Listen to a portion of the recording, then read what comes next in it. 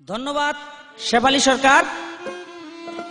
আমার প্রশ্নের জবাব করে আমাকে প্রশ্ন করেছেন, একটি কথা রেখেছেন অনেকগুলি, অল্প করে হলো আমার বলতে হবে, কারণ এতগুলো পুরুষের মাঝে শেফালী সরকার এক নারী দাঁড়াইয়া এতগুলি পুরুষকে অপমান করবে, এটা আমি পুরুষের সহ্য করুম না।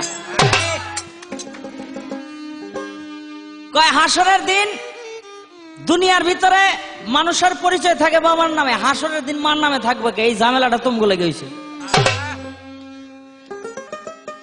রাসূলের কাছে এক ব্যক্তি আইয়া কয়, ইয়া রাসূলুল্লাহ আমার বাবার নাম কোন? কয় তোমার না শোনাই ভালো। কয় না আমার বাবার নাম কোন?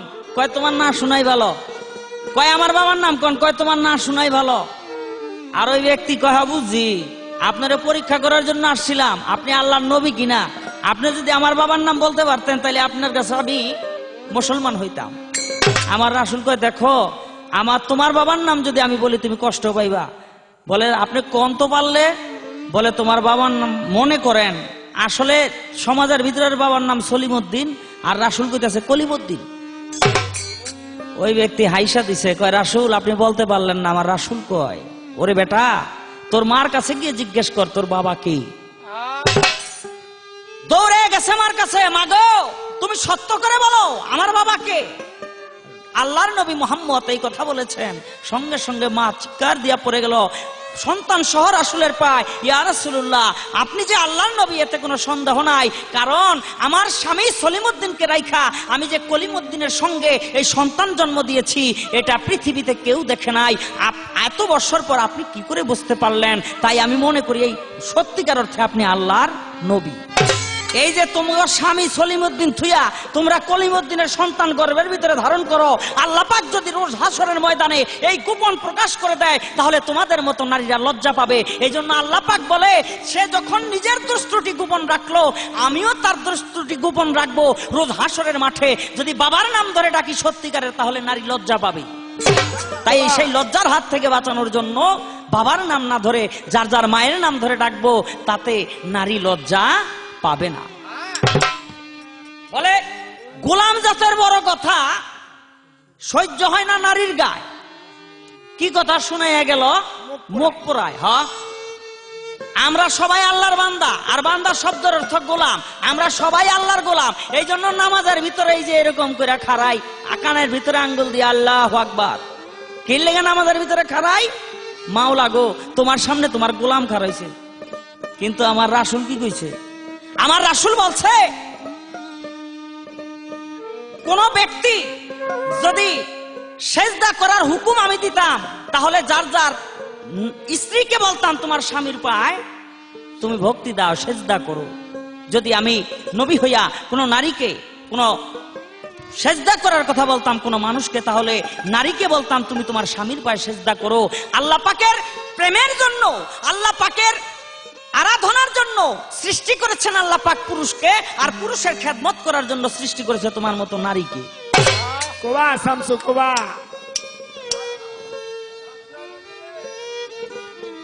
এই কয় আমার একটা গান ছিল, এই দুনিয়ার যত মাইয়া পুরুষে না করলে বিয়া হা করিয়া থাকতো চইয়া, গাছের ফুল গাছে শুকায়, নইলে চাকরি গার্মেন্টসে, বেতন পাইতো মাসে মাসে, বাড়ি ফিরতো রাত্রি শেষে, ওভার টাইমের কাজ চলতেছে বলতো জিজ্ঞেস করলে মায়। কয় এই আমরা যদি বিয়া না বইতাম তাহলে এই দেশের গরু ছাগল থাকতো না। এই পৃথিবীতে বহু মহাপুরুষ আছে যারা বিয়ে করে নাই। হযরত ওয়াস করেনি, বিয়ে করে নাই। ইব্রাহিম কান্দুজি বিয়ে করে নাই। এমনি করে বহু পুরুষ আছে বিয়ে করে নাই, তাদের বিয়ের প্রয়োজন পড়ে নাই। তোমার মতো নারী তাদের সংস্পর্শে যাওয়ার সাহস পায় নাই। তবে একটা কথা কি, একটা পুরুষ যদি খালি একবার খোঁচা দিয়া দেয় তাহলে 10 মাস পর্যন্ত খালি বোঝা ডলিয়া করতে হয়। টেলিভিশন টেলিভিশন কয় দাউস, কি কয়? কয় দাউস। আর দাউস, যেই ব্যক্তি দাউস তার কাম ভাব থাকে না। তুমি কি আমারে মনে করো যে আমি দাউস?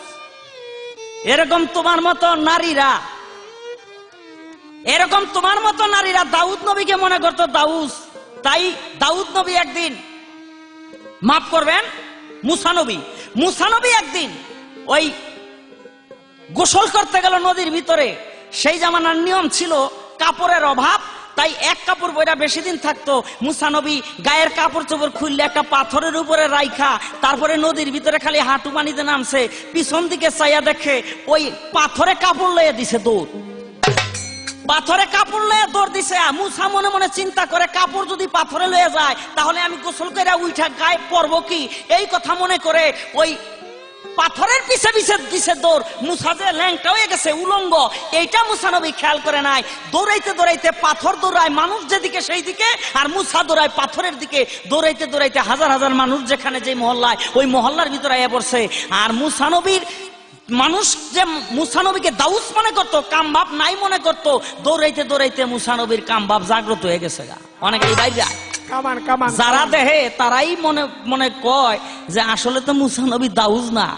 আমার মুসা কয় আল্লাহ এই ঘটনা ঘটলো কেন? আমার আল্লাহ কয় মুসা তোমার মায়া লোকগুলিতে মনে করছিল যে তোমার কাম বাপ নাই, এলাকা একটু দেখাই দিলাম।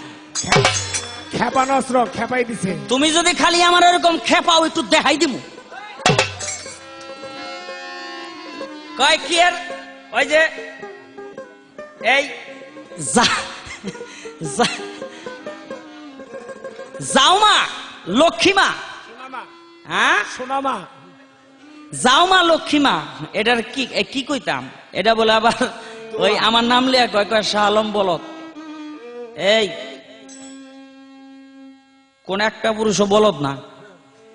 এই যে ছাগলের বাচ্চা হয় না, ছাগলের বাচ্চা, হ্যাঁ এই ছাগলের বাচ্চা যখন খুব অল্প বয়স থাকে, একেবারে 1-1.5 মাস 2 মাস, তখন দেখবেন গ্রামের কিছু কিছু মানুষ ওই বিচি এই অন্ডকোষ্টারে কাইটা বিচি দুটারে বাইর করে হালায়। যদি বিচি বাইর করে তাইলে ওইটা হইল বলদ, আর যদি বিচি না বাইর করে তাইলে ওইটা হয় পাঠা।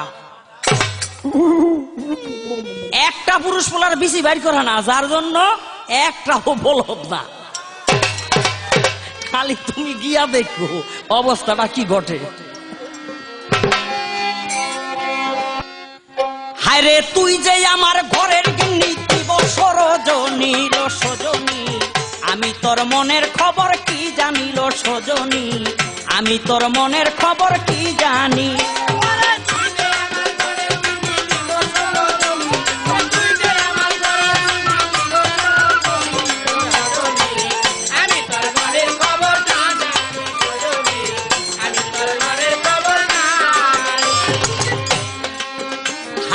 নারী লোকের স্বভাব এমন, এই নারী লোকের স্বভাব এমন, মিষ্টি কথা কয় সর্বক্ষণ, উপরে ভালো ভিতরে শয়তানি।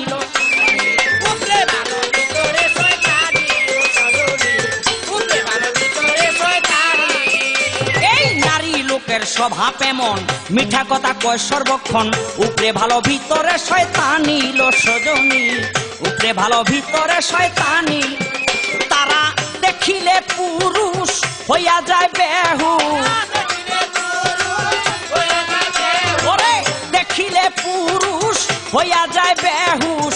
চুরি করে কাউরে খিলাও নুনি নাকি, চুরি করে কাউরে খিলাও নুনি লো সজনী, আমি তোর মনের খবর কি জানিল সজনী, আমি তোর মনের খবর কি জানি।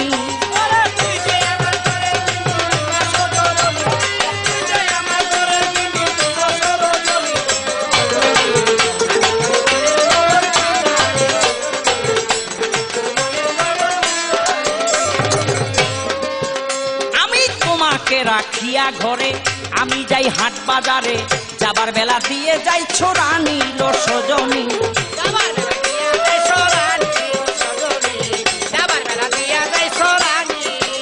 আমি তোমাকে রাখিয়া ঘরে, চলে যাই হাট বাজারে, যাবার বেলা দিয়া যাই ছোড়া নিল সজনী, যাবার বেলা দিয়া যাই ছোড়ানি। তুমি রাখো কিবা রাখো তালা, গোপন কথা যায় না বলা, রাখো কিংবা রাখো তালা, গোপন কথা যায় না বলা। বৃন্দাবনে 1600 গোপিনী নাকি, বৃন্দাবনে 1600 গোপিনী লো সজনী, আমি তোর মনের খবর কি জানিল সজনী।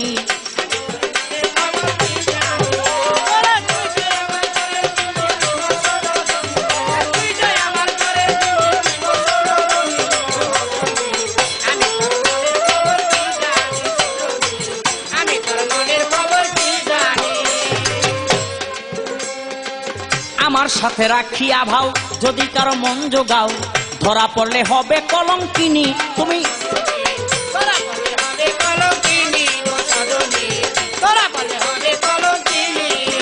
তুমি আমার সাথে রাখিয়া ভাও যদি কারো মন জোগাও ধরা পড়লে হবে কলঙ্কিনী লো সজনী, ধরা পড়লে হবে কলঙ্কিনী লো সজনী, ধরা পড়লে হবে কলঙ্কিনী। আমি বারে বারে করি মানা অসৎ পথে আর যাইও না, বারে বারে করি মানা অসৎ পথে আর যাইও না, কেতু বলে করি মানা অসৎ পথে আর যাইও না, ধরা পড়লে হবে কলঙ্কিনী তুমি পরকালে হবে নরকিনী লো সজনী, আমি তোর মনের খবর কি জানিল সজনী। মনের খবর কি জানি, হৃদয় আমার তোরে কিন্তু দিব সজনী, আমি তোর মনের খবর কি জানি সজনী, আমি তোর মনের খবর কি জানি। যেইভাবে তে প্রশ্ন করে শেফালি সরকার, আমি হাদিস মত জবাব সবাই করছি পরিষ্কার। এইবার আমার একটি প্রশ্ন সবার মাঝে এলো, জানা থাকলে ও শেফালি খুলে বলবেন ভালো, এমন কাজ কেন আপনাদের, এমন কাজ কেন? জানা থাকলে এই পুরুষের মাঝে একটু জবাব দেন। এরা কোন পদের নারী, খালি আমি প্রশ্নটা জবাবটা দিলেই বুঝতে পারবেন। এই পৃথিবীতে এমন একজন নারী ছিল যেই নারী একটা পুরুষকে নিজের সন্তানের মতো লালন পালন করে বড় করে একটা যুবকে রূপান্তরিত করে মায়ের মতো স্নেহ দিয়ে, মায়ের মতো ভালোবাসা দিয়ে, মায়ের মতো আদর দিয়ে, মায়ের মতো সন্তান বড় করে তারপরে আবার তার কাছেই তার কাম প্রার্থনা করেছিলেন, কাম ভাবে লিপ্ত হতে চেয়েছিলেন। আমি শুধু জানতে চাই এই পৃথিবীর কোন নারী? যদি এখানে হিন্দু শাস্ত্রের কথা বলা হয় যে সেই কার্তিকের কথা, দুর্গার কথা, আমি কিন্তু সেটা নিব না। আমার মুসলমান শাস্ত্র মতে প্রশ্ন, পবিত্র কোরআন তার সাক্ষী। আমি জানতে চাই পৃথিবীতে সেই নারীটা কে এত বড় কলঙ্কিনী ছিল।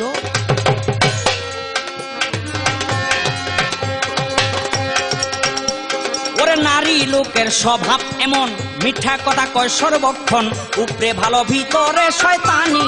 ও সজনী, উপরে ভালো ভিতরে শয়তানি, উপরে ভালো ভিতরে শয়তানি। ওরে নারী লোকের স্বভাব এমন, মিঠা কথা কয় সর্বক্ষণ, উপরে ভালো ভিতরে শয়তানি লো সজনী, উপরে ভালো ভিতরে শয়তানি লো সজনী, উপরে ভালো ভিতরে শয়তানি। তারা দেখিলে পুরুষ হইয়া যায় বেহুশ, দেখিলে পুরুষ হইয়া যায় বেহুশ, চুরি করে কাউরে খিলাও নুনি, নাকি চুরি করে কাউরে খিলাও নুনি লো সজনী, আমি তোর মনের খবর কি জানিল সজনী, আমি তোর মনের খবর কি জানিল সজনী, আমি তোর মনের খবর কি